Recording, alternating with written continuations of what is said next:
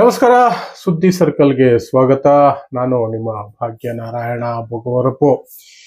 ಉತ್ತರ ಪ್ರದೇಶದಲ್ಲಿ ದಿನ ಬೆಳಗಾದ್ರೆ ಏನೋ ಒಂದು ಕ್ರೈಮ್ ಸ್ಟೋರಿಗಳು ಬರ್ತಾನೆ ಇರ್ತವೆ.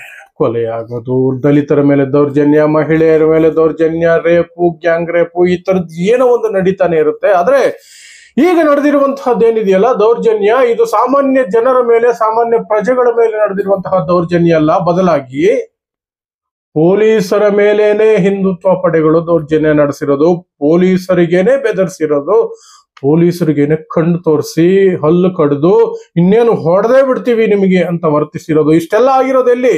ಉತ್ತರ ಪ್ರದೇಶದ ಮುಖ್ಯಮಂತ್ರಿ ಯೋಗಿ ಆದಿತ್ಯನಾಥ್ ಅವರ ಸ್ವಂತ ಊರು, ಸ್ವಂತ ಕ್ಷೇತ್ರ ಗೋರಖ್ಪುರದಲ್ಲಿ. ಎಬಿವಿಪಿ ಕಾರ್ಯಕರ್ತರು ಮತ್ತು ಬಿಜೆಪಿ ಪಕ್ಷದ ಕಾರ್ಯಕರ್ತರು ಯಾವ ಕಾರಣಕ್ಕೆ ಅಂತ ಗೊತ್ತಿಲ್ಲ ಪೊಲೀಸ್ ಸ್ಟೇಷನ್ಗೆ ಹೋಗಿದ್ದಾರೆ. ಪೊಲೀಸ್ ಸ್ಟೇಷನ್ಗೆ ಹೋಗಿ ಅಲ್ಲಿ ಮಾತಿನ ಚಕಮಕಿ ನಡೆದಿದೆ. ಅದಕ್ಕೆ ಪೊಲೀಸರ ಮೇಲೆ ಮುಗಿ ಬೀಳ್ತಾ ಇದ್ದಾರೆ. ಅದು ಹೇಗೆ ನಡೀತು, ಅವರ ದರ್ಪ ಹೇಗಿತ್ತು, ಬಿಜೆಪಿ ಮತ್ತು ಎಬಿವಿಪಿ ಕಾರ್ಯಕರ್ತರ ದರ್ಪ ಅನ್ನೋದನ್ನ ವಿಡಿಯೋ ತುಣುಕಿದೆ, ನೀವು ನೋಡ್ಬಿಡಿ. ಆಮೇಲೆ ಅದ್ರ ಬಗ್ಗೆ ಇನ್ನೊಂದಷ್ಟು ಮಾಹಿತಿ ಕೊಡ್ತೀನಿ.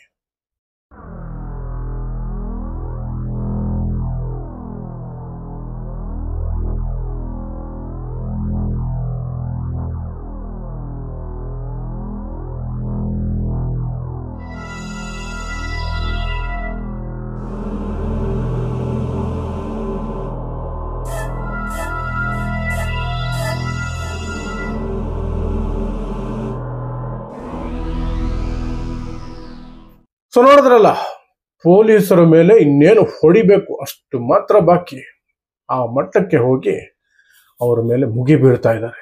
ಕಾರಣ ಏನೇ ಇರ್ಬೋದು, ಆದ್ರೆ ಪೊಲೀಸ್ ಸ್ಟೇಷನ್ಗೆ ಹೋಗಿ ಪೊಲೀಸರ ಬಗ್ಗೆ, ಪೊಲೀಸರ ವಿರುದ್ಧ, ಪೊಲೀಸರ ಜೊತೆಯಲ್ಲಿ ಈ ರೀತಿ ವರ್ತನೆಯನ್ನ ಬೇರೆ ಯಾರಾದ್ರೂ ದಲಿತರೋ, ಮುಸ್ಲಿಮರೋ, ಬೇರೆ ಅಲ್ಪಸಂಖ್ಯಾತರ ಯಾರಾದ್ರೂ ತೋರಿಸಿದ್ರೆ ಪೊಲೀಸರು ಇಷ್ಟೊತ್ತಿಗೆ ಅವರಿಗೆ ಲಾಳ ಕಟ್ಟಿ ಒಂದು ವಾರ, ಒಂದು ತಿಂಗಳು, 6 ತಿಂಗಳು ಎದೊಳಕ್ ಆಗ್ತಿರ್ಲಿಲ್ಲ, ಅಷ್ಟು ಕೊಟ್ಟಿರೋರು. ಆದ್ರೆ ಇವ್ರ ವಿರುದ್ಧ ಒಂದು ಸಣ್ಣ ಕ್ರಮ ಇಲ್ಲ, ಒಂದು ಕೇಸು ಸಹ ದಾಖಲಾಗಿಲ್ಲ.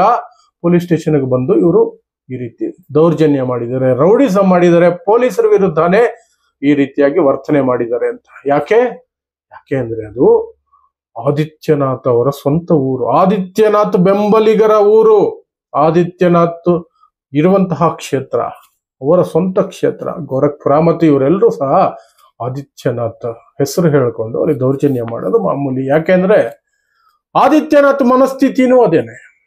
ಅವರು ನಡೆದುಕೊಳ್ಳುವ ರೀತಿ, ಇವರು ನಡೆದುಕೊಳ್ಳುವ ರೀತಿಗೆ ಏನು ವ್ಯತ್ಯಾಸ ಇಲ್ಲ. ಇವರೆಲ್ಲ ಚಿಗುರ್ಕೊಂಡ್ಬಿಟ್ಟಿದ್ದಾರೆ. ಯಾಕೆಂದ್ರೆ ನಮ್ಮದೇ ಸರ್ಕಾರ, ನಮ್ಮ ಮನಸ್ಥಿತಿಯ ವ್ಯಕ್ತಿ ಚೀಫ್ ಮಿನಿಸ್ಟರ್ ಆಗಿರ್ಬೇಕಾದ್ರೆ ನಾವ್ ಯಾಕೆ ಎದುರ್ಕೋಬೇಕು, ಹಿಂದುತ್ವದ ಹೆಸರಿನಲ್ಲಿ ಏನು ಬೇಕಾದ್ರೂ ಮಾಡಬಹುದು ನಾವು ಅನ್ನುವಂತಹ ಮೊಂಡು ಧೈರ್ಯ ಇವರೆಲ್ರಿಗೂ ಕೂಡ ಬಂದ್ಬಿಟ್ಟಿದೆ. ಅದನ್ನ ಬಳಸ್ಕೊಂಡು ಈ ರೀತಿಯಾದಂತಹ ದೌರ್ಜನ್ಯವನ್ನ ಮಾಡ್ತಾ ಇದ್ದಾರೆ.